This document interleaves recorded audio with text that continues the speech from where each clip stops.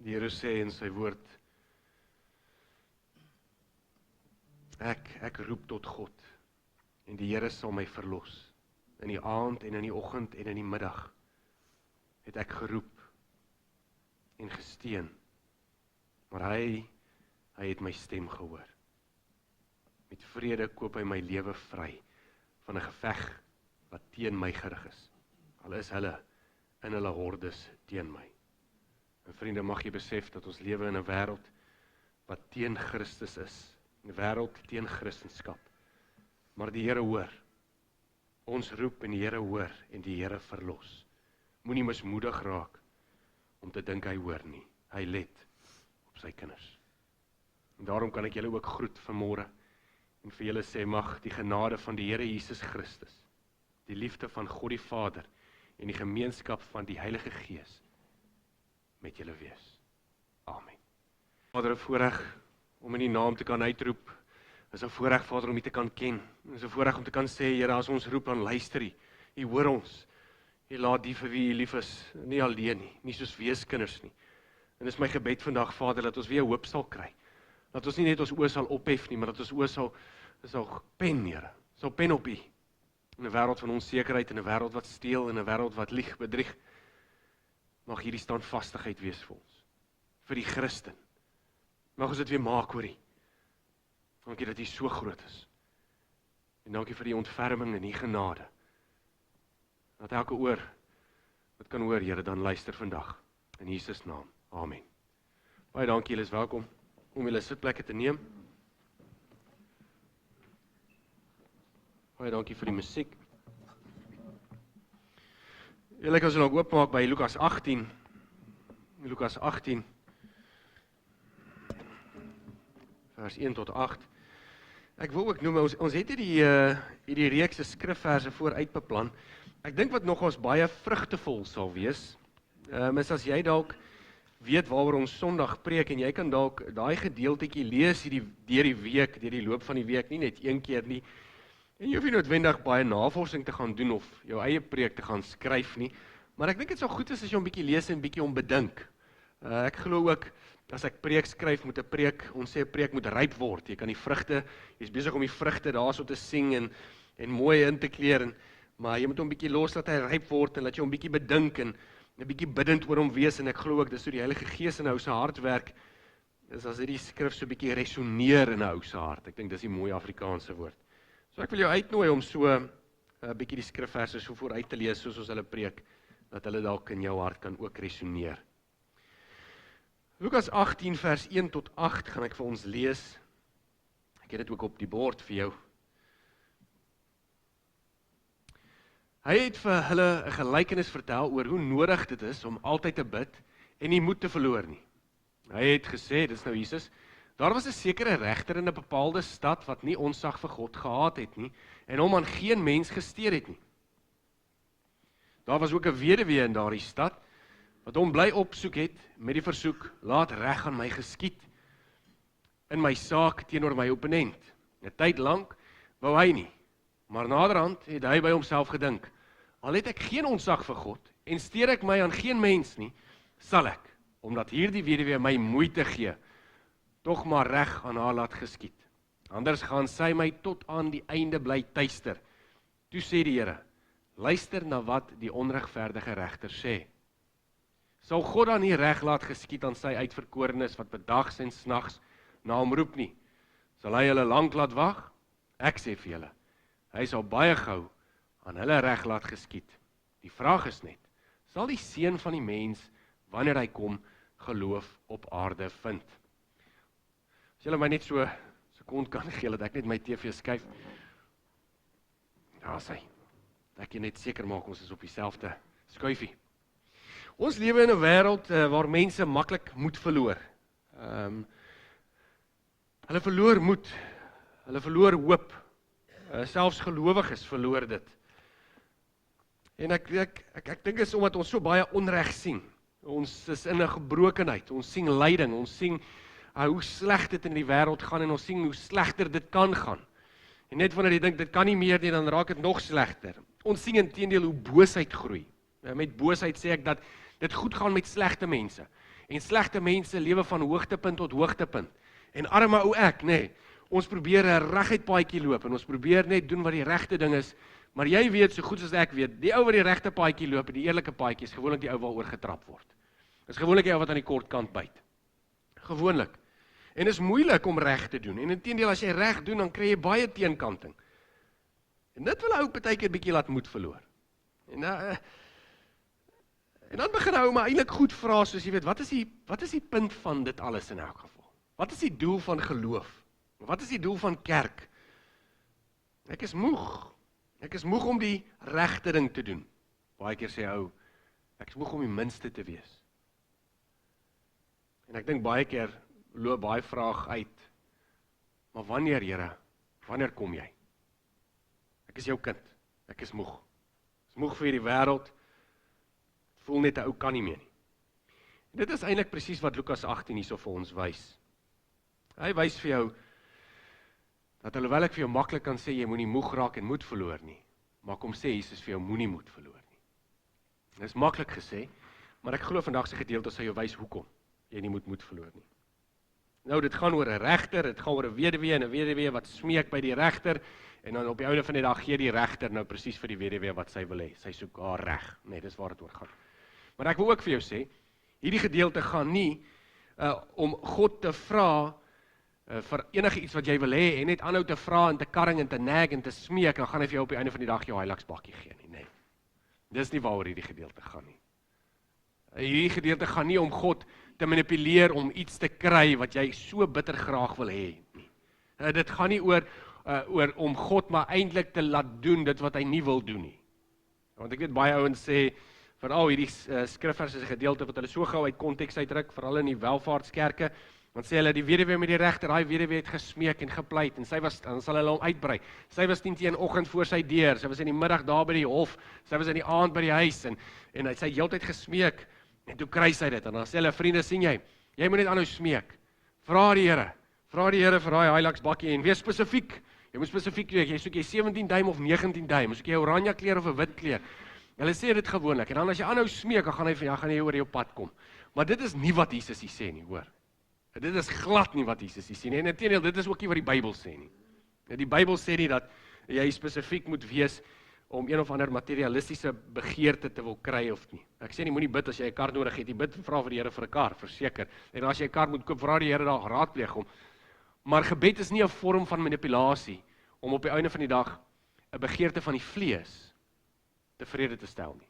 Want dis wat dit is 'n begeerte van die vlees. En my vraag altyd aan so 'n ou is, van wanneer af stel die Heilige Gees die vrugte van die vlees tevrede?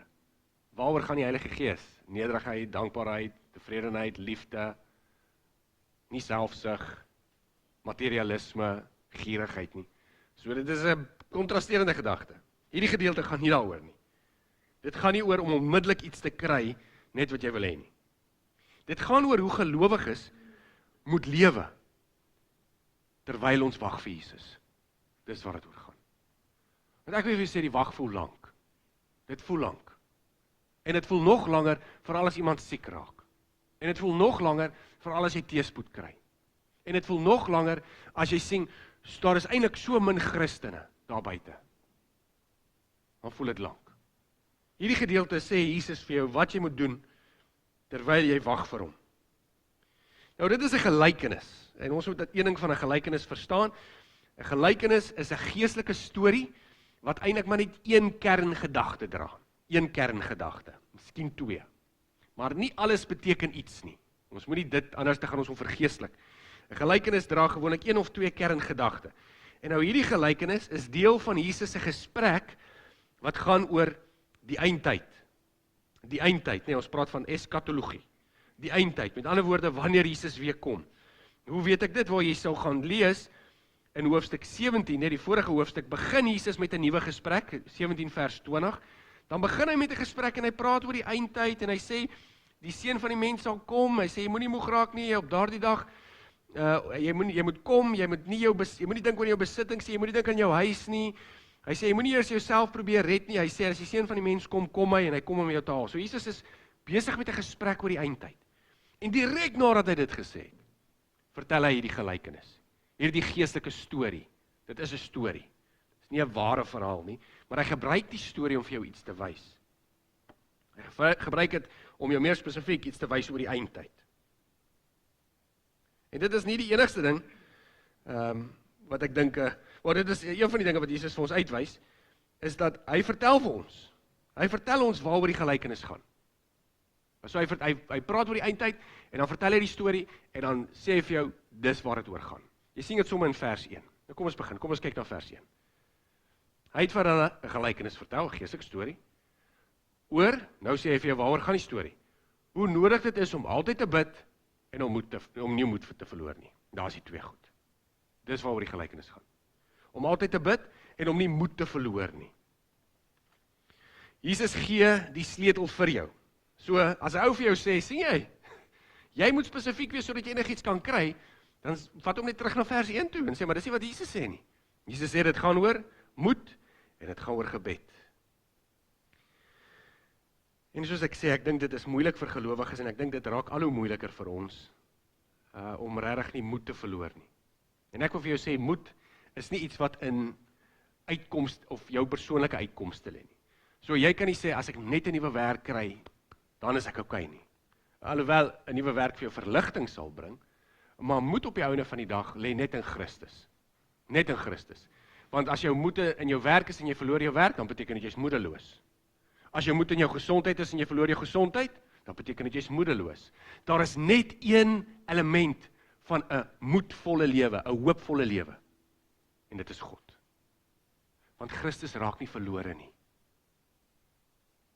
As jou hoop en jou moed in Christus is, dan beteken dit jou omstandighede kan verander, maar niemand kan jou wegblik uit die Vader se hand uit nie, né? En daarom is jy vol moed. Toe ek op skool was, ek dink dit was seker so graad 8, graad 9, graad 10, dis nou standaard 6, standaard 7, standaard 8. En in Kempton Park, en toe ry ek met my fiets terug huis toe, en dan kom ons gewoonlik by so 'n straatjie, dan moet jy stop, hy loop dood, en dan moet jy afgaan met so 'n wal, en dan daaronder is die treinspore.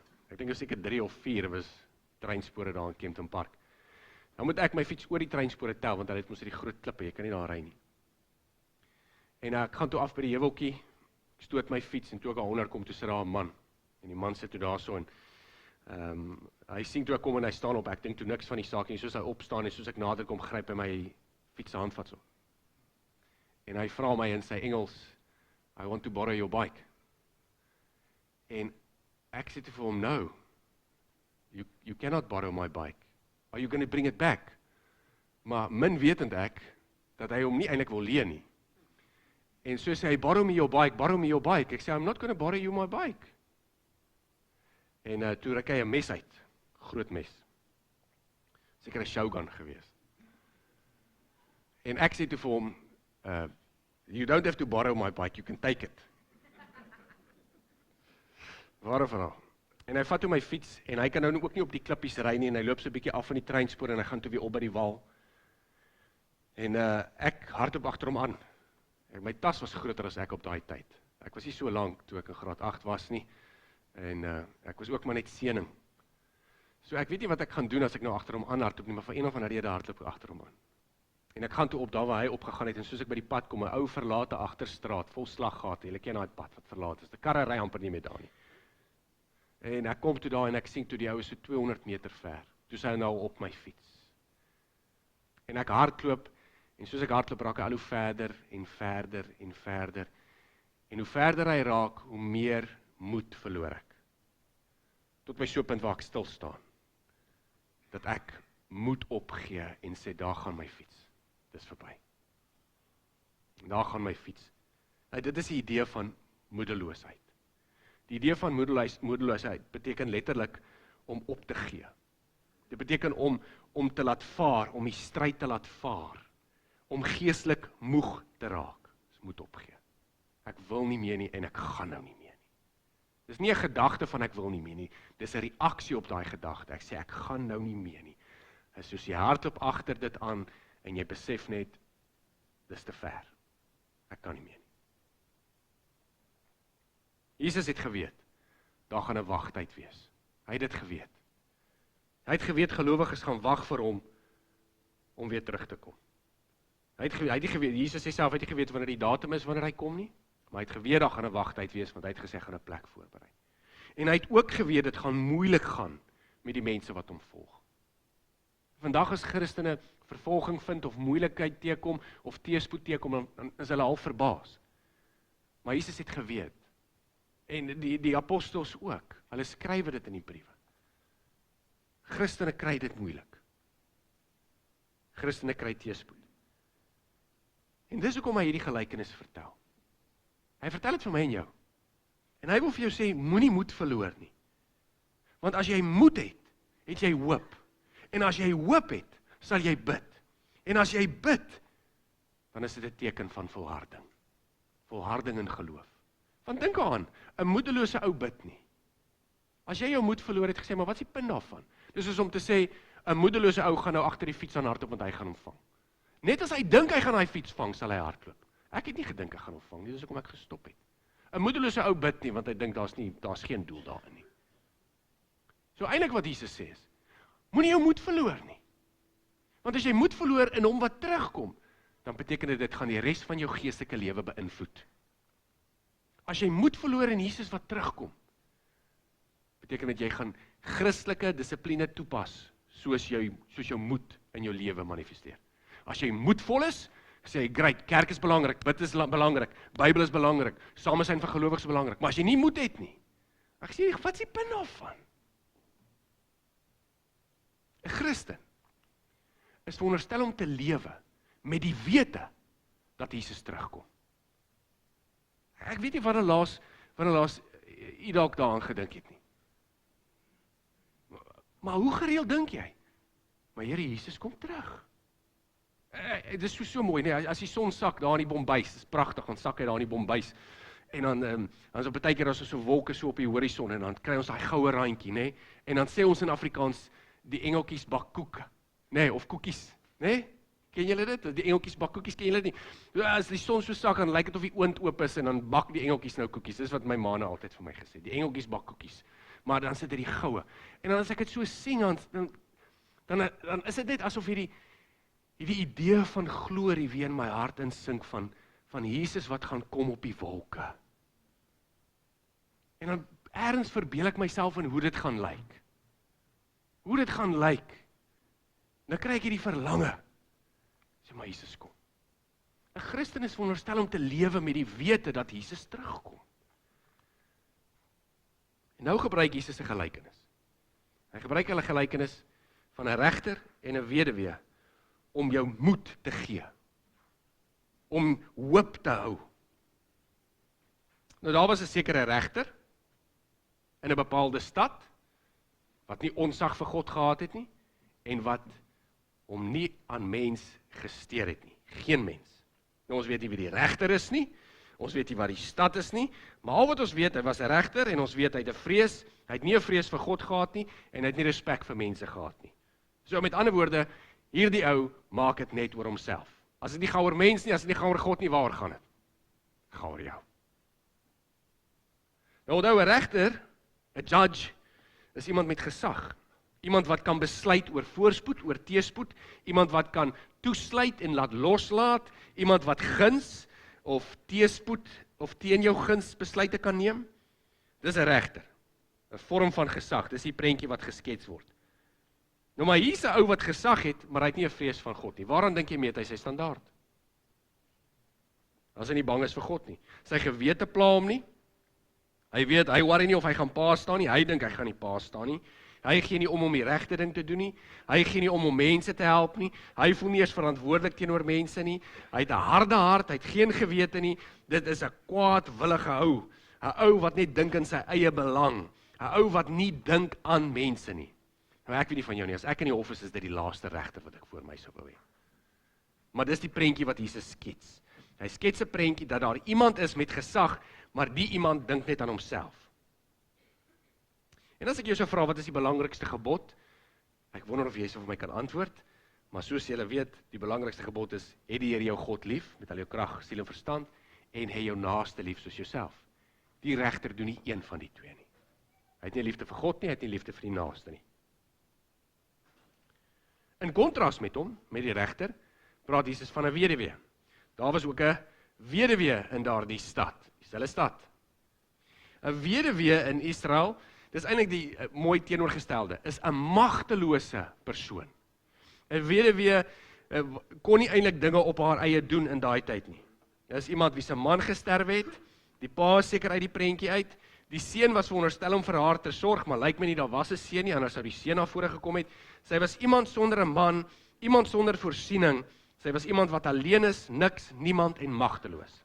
So hier's 'n niks, niemand en magtelose vrou, wat laag gesien was in Israel se tyd, teenoor 'n regter wat nie dink aan homself met mag. Wie gaan wen? Is die vraag. Wie gaan wen? En al wat die weduwee vra, sy kom na die regter toe, sy vra vir hom, laat reg aan my geskied. Sy vra nie vir Hilux bakkie nie, sy vra nie vir persoonlike goed nie, sy vra niks vir selfgesentreerd nie, sy vra vir reg. Reg. Met ander woorde, daar was iets gedoen verkeerd teenoor haar. En sy wil hê, laat justice gebeur. Gee my justice. En die regter wou toe eers nie, hy wou nie vir haar gee nie, en sy hou aan, en uiteindelik gee sy in. En hoor wat sê vers 4. 'n Tyd lank wou hy nie, maar naderhand het hy by homself gedink. Al het ek geen ontzag vir God nie, en steur ek my ook aan geen mens nie, sal ek, omdat hierdie weduwee my moeite gee, tog maar reg aan haar laat geskied. Anders gaan sy my tot aan die einde bly tuister. Nou wat die regter sê is, selfs al is ek boos, selfs al dink ek net aan myself, selfs al dink ek nie aan God nie, ek dink nie aan ander mense nie, laat ek tog maar die regte ding doen. Dis wat die regter sê. Dis interessant dat die regter se selfsug nou iewes skielik werk vir die weduwee. En die enigste rede hoekom hy dit doen, is nie omdat hy goed is nie, dis nie omdat hy omgee nie, maar net dat sy moet stil bly. Want dan gaan hy gemaklik wees. Dis al. Die gedeelte sê sy maak moeite. Sy maak moeite vir sy lewe. Sy maak sy lewe moeilik. Sy kla en sy hou aan. Hy sê inteendeel aan die einde, sy tuister hom. Dit is 'n interessante woord, die woord tuister. Dit is eintlik 'n boksterm, 'n term wat gebruik word in boks, vuisslaan. En dit beteken letterlik om blou en swart geslaan te wees. So jy kry die idee dat hierdie weduwee hom bly blou en swart pla. Blou en swart. Sy hou nie op nie. Hy hou net aan. Sy maak hom moeg. Ek onthou op die pik het Profika Jansen van Rensburg vir ons gesê, daar is 'n klip, en hy het 'n Latynse frase vir ons gesê, hy het gesê, Gutta lafat lapidem, Gutta kafat lapidem. Hy praat van 'n druppeltjie wat heeltyd op 'n klip drup, en hy drup, en hy drup, en hy drup, en dan stadig maar seker word die klip uitgehol deur die drup van die druppel. Dis die idee. En die vrou vra, en vra, en vra, en vra. En die regter gee in. En dit is eintlik vir ons 'n mooi kant van gebed. Dit wys dat gebed 'n daaglikse stryd is, waarmee ons aanhou. Ons hou aan hoop, ons hou aan vra, selfs al lyk dinge onmoontlik. Ons hou aan. En hierdie tipe gebed vra ons vra nie selfsugtige goed nie. Ons vra goed vir God se koninkryk. Ons vra goed, soos ons bid in die Onse Vader, laat U koninkryk kom, hier op aarde. Jesus kom. Jesus help, Jesus versterk, Jesus ek's moedeloos, Jesus ek kort hulp, Jesus ek's besig, voel dit vir my om weg te dryf, help. En as dit belangrik is, dan beteken dit belangrik om te vra, nee. Hierdie weduwee vra en vra en vra. Nou, as sy 'n onregverdige regter vra, en hierdie onregverdige regter doen die regte ding, omdat sy smeek en vra, sê Jesus, sal God dan, wat reg is, nie ook die regte ding doen nie? En dit is eintlik wat Jesus sê. Hy sê, sal God dan nie reg laat geskied aan sy uitverkorenes, sy Christene, sy volgelinge, wat dag en nag na hom roep nie? sal hy hulle lank laat wag. So Jesus vergelyk God met hierdie regter. Nie om te sê, God is so onregverdig soos die regter nie, dis 'n kontrasterende vergelyking. Dis die teenoorgestelde. Wat hy uitbeeld, God is in 'n posisie van mag, die regter was in 'n posisie van mag. Maar die regter is sleg. Die regter dink aan homself. God sê, hy dink nie net aan homself nie. Hy dink aan jou en hy dink aan my. Nou sou God, wat by verre beter is, by verre 'n goeie God is, 'n God wat homself ontferm, sal hierdie God jou nie antwoord nie. Dis wat hy sê. Jesus sê, God se mense roep, hulle roep dag en nag na hom, en om daai idee van dag en nag is wat ons kry in die psalms. Dag en nag, Here. Ek bedink die woord dag en nag, Here. Dag en nag roep ek na U om hulp, Here. Dag en nag pleit ek by U, Here.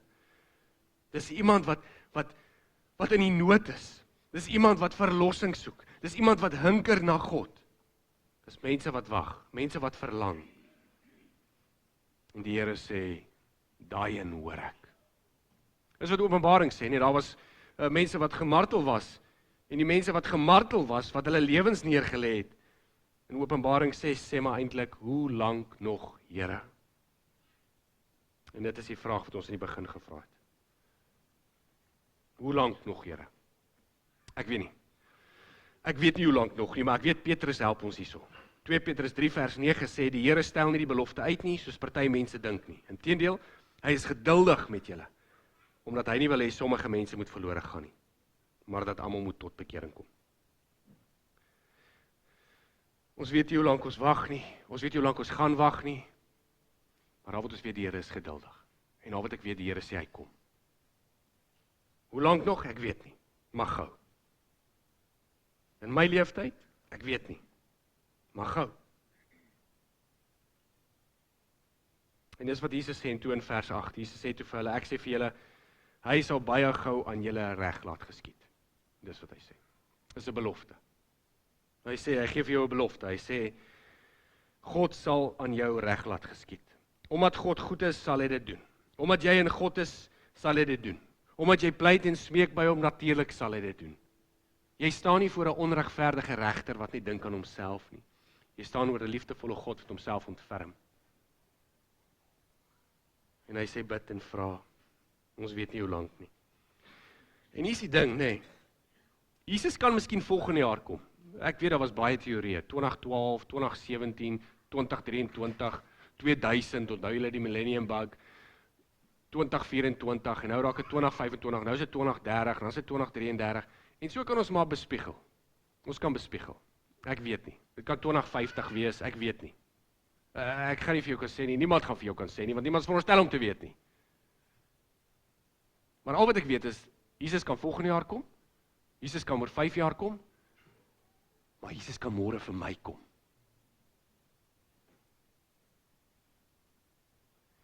En ek raak nie so opgehang oor Christus wat vir my kom nie, of wanneer hy gaan kom nie. Ek raak nie so opgehang oor die tyd nie, maar ek raak opgehang oor die feit dat hy kom. Hy kom!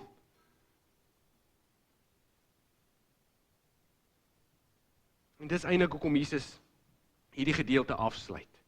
Hy sluit hierdie gedeelte af met hierdie vraag. Die vraag is nie of hy kom nie, hy sê die vraag is net, sal die seun van die mens, Jesus, sal Jesus wanneer hy kom geloof op aarde vind? Dis die vraag. Jesus sê die vraag is nie of Jesus kom nie. Die vraag is ook nie wanneer hy kom nie. Hy kom! Maar die vraag is jy gereed? En dit is die vraag. God gaan getrou wees, maar gaan 'n gelowige getrou bly? Gaan hy sulke geloof by gelowiges vind? Nou met sulke geloof wil ek sê, Jesus vra nie 'n vraag om te sê, gaan daar geloof op aarde wees nie, daar gaan geloof op aarde wees. Hy vra meer spesifiek, gaan daar sulke geloof wees? Gaan daar geloof wees wat sê, dag en nag wend ek my tot die Here. Dag en nag pleit ek tot die Here. Ek verlang na die Here. Ek wil hê die Here moet kom. En hy vra nie die vraag om te sê, ek wonder waar is die gelowiges nie. Wat laat daai vraag jou doen? Daai vraag laat jou jouself evalueer. Daai vraag vra hy vir introspeksie. Waar is ons in ons geloof? Waar is ek in my geloof? Lewe ek asof ek vir ewig gaan lewe? Lewe ek asof ek gaan eendag my kiwi-suiwer kry en ek gaan die huisie by die see kry en daar gaan ek bly en aftree tot en met ek besluit die dag dat ek wil sterf. Is dit hoe ons leef? Of leef ons met die feit dat Christus môre kan kom en as hy nie môre vir almal van ons kom nie, kan hy môre vir my kom? En dis wat hy sê.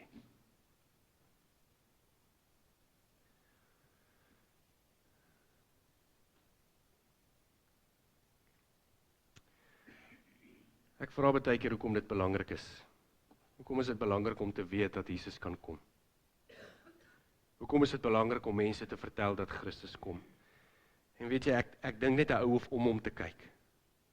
In Nieu-Seeland sien ek dit nog meer. Ek dink ek lê nou nog onder 'n kultuurskok. Kyk net om jou hoe mense afvallig raak. Kyk net waarmee die wêreld homself besig hou. Kyk hoe ons mense afvallig raak. Kyk hoe ons kinders afvallig raak. Kyk hoe mense die naam van ons heilige God belaster. Kyk hoe besmet mense die huweliksbed. Kyk hoe selfgesentreerd en hoe gierig word mense. Hulle maak hulle self die middelpunt van aanbidding en God kry die agtersitplek. Kyk hoe boos is hierdie wêreld. En dit maak hom moeg. Dit maak my moeg. En ek vra, wat is die punt dan? Wat is die punt van prediking as die hele wêreld voel van my raak net afvallig? Wat is die punt van kerk? Wat is die punt om elke oggend so gedissiplineerd te raak? Om elke oggend, Here, myself te wend tot U en elke aand, Here. Wat is die punt daarvan, Here? Is dit nie net makliker om 'n kompromie aan te gaan sodat ek kan inpas by die wêreld nie? Ja, dit is makliker. Maar ek wil jou herinner aan Daniël, wat in presies dieselfde omstandighede was. Of Sadrag, Medrag en Abednego, wat in presies dieselfde was. In 'n goddelose wêreld, 'n Babylon, met afgodery. Almal volg dieselfde rigting, so skape in 'n drukgang. Maar daai 3 en daai 1 man, hulle weier. Selfs al maak die land 'n wet en sê, jy moet buig, jy mag nie meer bid tot jou eie God nie, jy moet bid tot Nebukadneser, sê Daniël, ek weier. Ek weier. En Daniël gaan in sy binnekamer en wat doen hy? Oggend en aand en middag wend hy homself tot God. En Jesus sê, gaan ek hierdie opregtheid kry in 'n afvallige wêreld? Ons is veronderstel om te lewe met die verwagting dat Jesus terugkom. En as jy weet, dat jy weet, dat jy weet hy kom terug, dan moet jou gebedslewe so lyk. En ek dink dit veroorsaak 'n gesonde vrees, ek dink dit veroorsaak gehoorsaamheid, ek dink dit veroorsaak dissipline, as jy weet Jesus kom terug. Jy gaan 2 keer dink, voor jy met daai vrou gaan praat. Jy gaan 2 keer dink, nie drink nie. Moenie. Jy gaan 2 keer dink voor jy drink. Dis belangrik. Vra jouself daai vraag. En so Christus leer ons, hou aan bid, moenie moed verloor nie. Ware geloof hou aan bid, selfs wanneer dit voel asof die hemel stil is. Hou aan. Ek gebruik nou my verhaal as 'n metafoor. Soos ek toe in daai straat staan, nê, en daai ou nou seker 300 meter ver weg is met my fiets. Onthou ek hierdie gevoel van moedeloosheid. Hierdie gevoel van, daar gaan hy. My fiets, man. En ek onthou ek roep net uit. 2 woorde. Ek roep dit uit. Jesus help. As jy in die straat afstaan en iemand roep uit, Jesus help, jy weet, ek dink ons sal nog 'n bietjie vervreemd na hulle kyk. Maar ek roep dit uit. Ek sê, Jesus help. In paniek, in angs, in moedeloosheid, in desperaatheid roep ek. My woorde is skaars koud en daar kom so om die draai, ek was met my rug so na draai. Die straat was lank. En daar kom so ou BMW 323, daai box shapes, nee. So ou BMW 323 met 'n oom en die kar is vol. Met al sy kinders en sy vrou almal, hulle het almal by die skool gaan al. En hy ry nie vinnig nie, want ek kom om die draai en ek staan so voor, ek loop toe voor hom in en ek waai toe net so vir die oom. Ek sien nog die prentjie. En ek stop die oom en ek sê vir hom, oom, asseblief help, daai ou het my fiets gesteel. En die oom sê, hou daarvoor. Ek sê, oom, daai ou het my fiets gesteel. En die oom vra nie of ek 'n lift soek nie, hy sit voet in daai BMW sak so en ons skiet so 'n rookbol uit en daar ry die oom. En ek staan op 'n distansie en ek sien dis nou al seker 400 meter miskien as ek moet raai. En ek sien toe die oom ry met sy 323 en die ou is besig om met die fiets te ry en die oom stop toe so voor die fiets en die man met die fiets stop toe want hy's half amper raak gery en hy kyk toe so vir die ou asof hy nou maak dis sy fiets. En die oom tel toe so 'n klip op en hy gooi toe so die klip na die ou toe. En hy gooi mis, maar die ou struikel in elk geval van die fiets af. Ek sien die ou struikel en daar hardloop die ou. En toe ek dit sien, toe is dit asof 'n vorm van hoop weer terugkom in my. Want die idee dat ek nou weer my fiets gaan kry. En omdat die hoop weer teruggekom het, hardloop ek weer na my fiets toe. En sien jy die konsep? Die konsep met die idee dat jy weet Jesus kom terug. Ek gee vir jou hoop om die geloofsresies weer te hardloop. Om te hardloop na die wenstreep. Om jouself weer jou oë te rig op Christus. Maar die oomblik wanneer jy sê, maar ek weet net nie meer of Jesus terugkom nie. Veroorsaak dat jy moedeloos is. En as jy moedeloos is, dan hou jy op hardloop. Ek het toe my fiets teruggekry. En ek het toe 'n lang pad omgery, nie weer oor die treinspoor nie. Ek was getraumatiseer. En ek kom toe by die huis, ek onthou. Ek parkeer my fiets in die garage, die motorhuis. En ek vertel toe vir my ma wat gebeur het en 6:00 die aand, 7:00 die aand. Onthou ek sit ek in die bad en ek dink net aan 2 gedagtes, net 2 gedagtes. Die eerste ding waaraan ek dink is ek sê vir myself, ek kan nie glo dit het nou net met my gebeur nie. Ek kan dit nie glo nie. Jy weet daai idee van dis onwerklik. Ek kan dit nie glo nie. En nou ek bly ek het my fiets terug, maar ek kan nie glo nie want hierdie ou het 'n mes uitgeruk en ek was amper dood. En die tweede ding wat ek dink is, as ek vandag sou sterf. Ek onthou dit nog. As ek vandag sou sterf, dan dink ek sou ek in die ewige duisternis gewees het. Want ek het geweet my saak was nie reg nie. Ek het geweet. Ek het geweet ek was betrokke met verkeerde goed. En dis al waarin ek kan dink. Ek was so aangekla deur my leefstyl en deur my rebellie. En nou vandag, hierdie week, toe ek hieraan dink, toe besef ek eintlik, dit het eintlik nog nooit gegaan oor die fiets wat ek moes terugkry nie. Die Here het vir my 'n tydelike oplossing gegee. Ek's dankbaar. Ek het my fiets terugkry. Ek weet nou in elk geval nie eers waar is die fiets nie, so dit maak nie saak nie. Maar dit was 'n tydelike oplossing. Maar partykeer kry hy ou nie 'n fiets terug nie, nê. En partykeer werk dit nie goed uit nie. Maar dit het nooit gegaan oor die fiets nie. En vandag as ek terugkyk, besef ek, daai spesifieke oomblik, daar waar my lewe in gevaar was, en daar waar ek daar gesit het by die huis, en ek vra myself die vraag, as ek vandag sou sterf, wat sou met my gebeur het? As Jesus vandag vir my gekom het, wat sou hy vir my gesê het? Goeie en getroue dienskneg, of ek ken jou nie? Ek besef as hy vir my gesê het, ek ken jou nie. En dit was 'n belangrike moment in my geestelike lewe. Dit was 'n belangrike moment. En so dit het nooit gegaan oor die fiets nie. En so kan ek vir jou sê, dit gaan nooit oor, en ek sê dit sensitief. Nie om onsensitief te wees nie. Maar op die einde van die dag, gaan dit nie oor welvaart nie. Dit gaan nie oor die nuwe kar nie. Dit gaan nie altyd net oor gesondheid nie. Want ons kan gesondheid hê, ons kan welvaart hê, maar as ons Jesus het ons niks.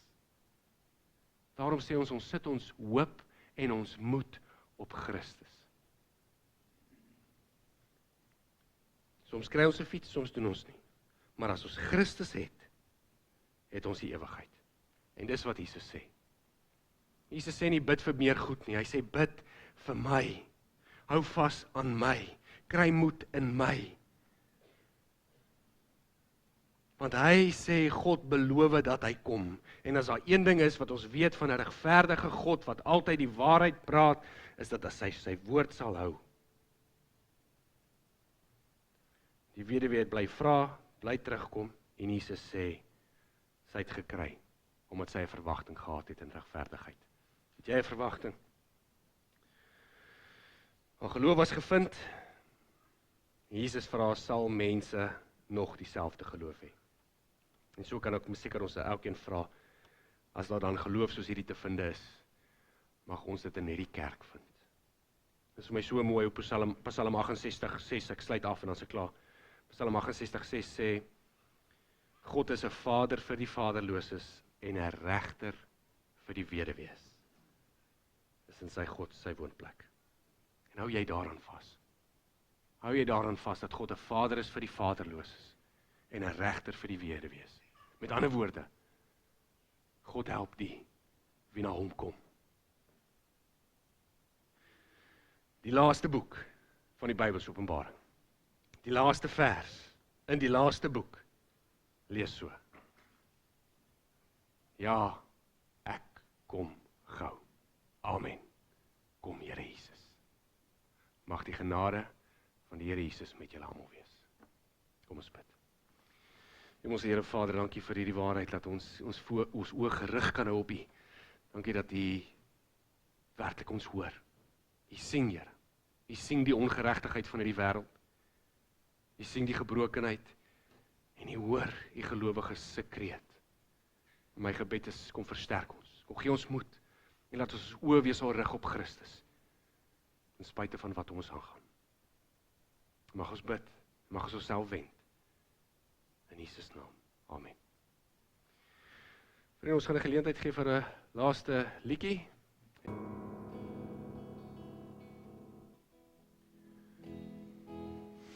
Ja, kyk, ek kom gou. Amen. Kom Here Jesus. Mag jy jou oë gerig hou op Christus. Mag jy besef hy kom. Mag jy nie moedeloos wegsak nie, maar wees volmoed. En daarom sê ons, mag die genade van die Here Jesus met julle almal wees. Gaan in die liefde van die Vader en hierdie genade van ons Here Jesus en met die krag van sy Gees. Amen. Vrede vir julle hoor.